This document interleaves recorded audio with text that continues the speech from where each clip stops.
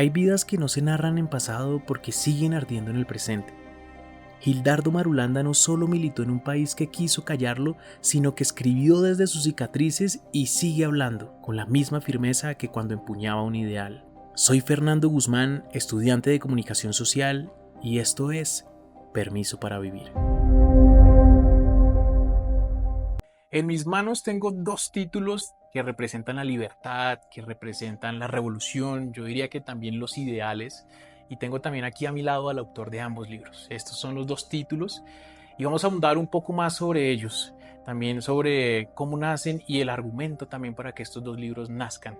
Así que bueno, Gildardo, bienvenido a este espacio que tenemos hoy destinado a la argumentación, a defendernos, a algo con lo que usted está muy familiarizado precisamente.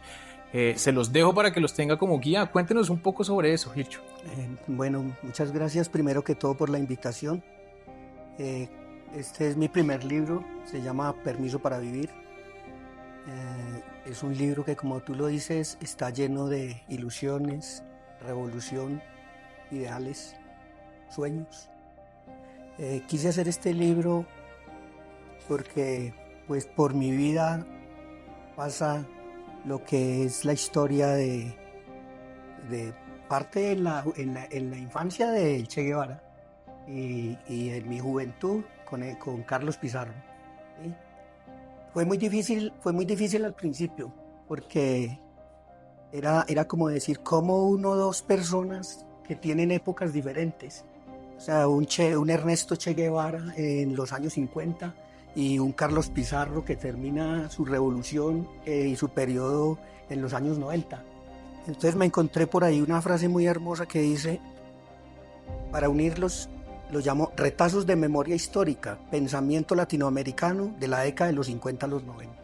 De ahí nace este primer libro que fue trabajado en tiempos de pandemia. Y sobre los dos libros, este es uno más reciente, este es Anacaona. Cuéntenos un poquito así de forma resumida de Anacaona. Mira, Anacaona son de esas cosas que a uno le pasan en la vida. Una canción de Cheo Feliciano que se llama Anacaona.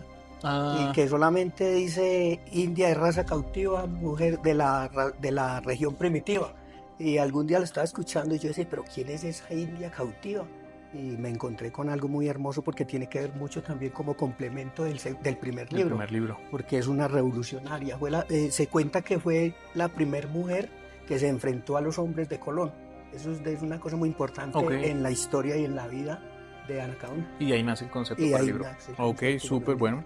¿Qué lo llevó a no quedarse simplemente observando, sino más bien a tomarse la historia con sus manos, a empuñar las armas puntualmente?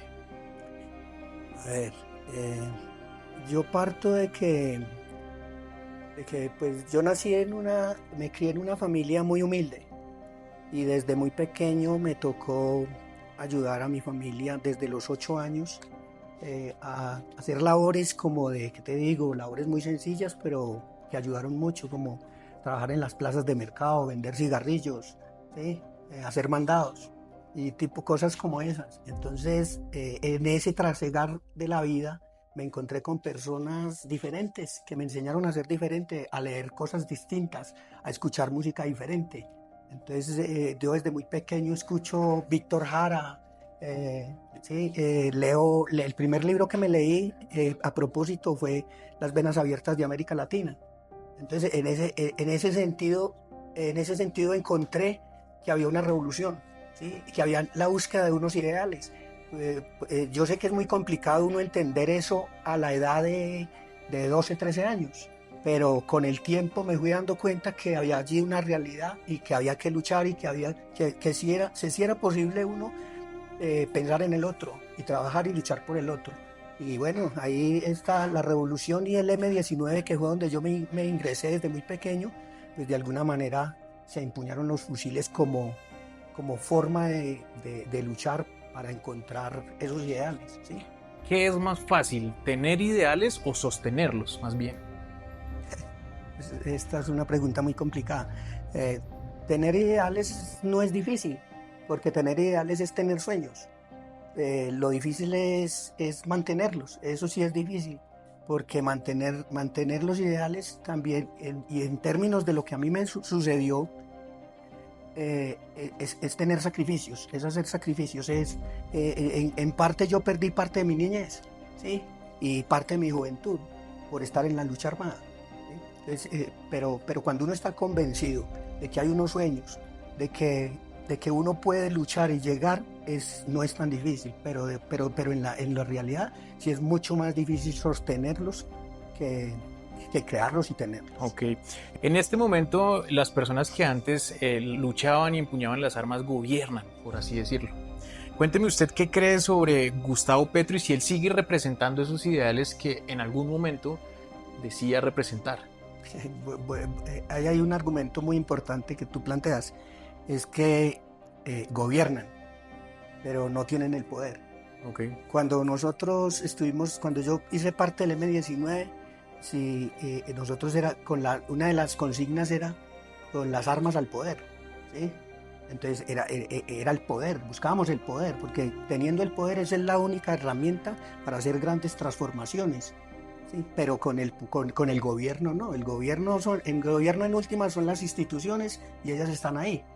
Lo que hay que ver es quién tiene el poder, y que tenga no solamente el poder, sino que tenga el deseo de transformar. ¿Qué pasa cuando la izquierda, políticamente hablando, se olvida de esas personas que los pusieron en ese lugar? Bueno, yo ahí difiero que no es la izquierda, pero sí pueden ser las personas. O sea, las personas sí son las que pueden cambiar sus pensamientos, sus ideales, pero el ideal propio de la izquierda, no. Entonces, sí es posible que eso suceda. Usted cambió el fusil por la palabra, y el claro ejemplo son sus 2 libros. ¿Escribir es menos arriesgado que luchar, que estar en combate? Escribir es más arriesgado. Escribir sí, porque escribir es plasmar las ideas muchas veces de uno, que no todos están de acuerdo con lo que uno piensa. Entonces ahí es muy complicado uno escribir. Hay cosas muy bonitas, por decir, Carlos Pizarro dice algo muy chévere que yo quiero que, en términos de escribir, está por acá. Bueno, yo me la sé.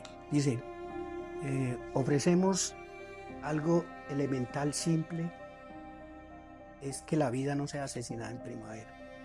Entonces uno dice, allí no es tan complicado incluso perder la vida, luchar con las armas. El Che Guevara también lo planteaba así cuando decía vencer o morir. ¿Qué le diría usted hoy a un joven que sienta rabia con el país y que no sepa aún cómo canalizarla? De una manera muy corta, ¿usted cómo le daría un consejo a esta persona? Uy, Fernando, sí, es que es una pregunta muy complicada de responder, y mucho más porque yo nací, yo tengo otra generación. Los jóvenes de hoy piensan diferente, pero hoy los jóvenes, y es lo que yo sí les quiero decir a los jóvenes, ¿sí? Sigan con eso que están haciendo los jóvenes, que es creer en la cultura, que es bailar, que es reír, que es soñar, ¿sí?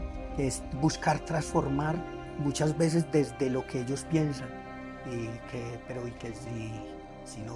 y que lo más importante, que yo creo que para transformar, para tener ideales, para soñar, no es necesario las armas.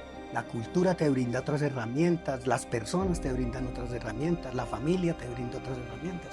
Y en últimas, si quieren encontrar un arma mucho mejor, escriban. No todo el mundo se atreve a vivir como piensa.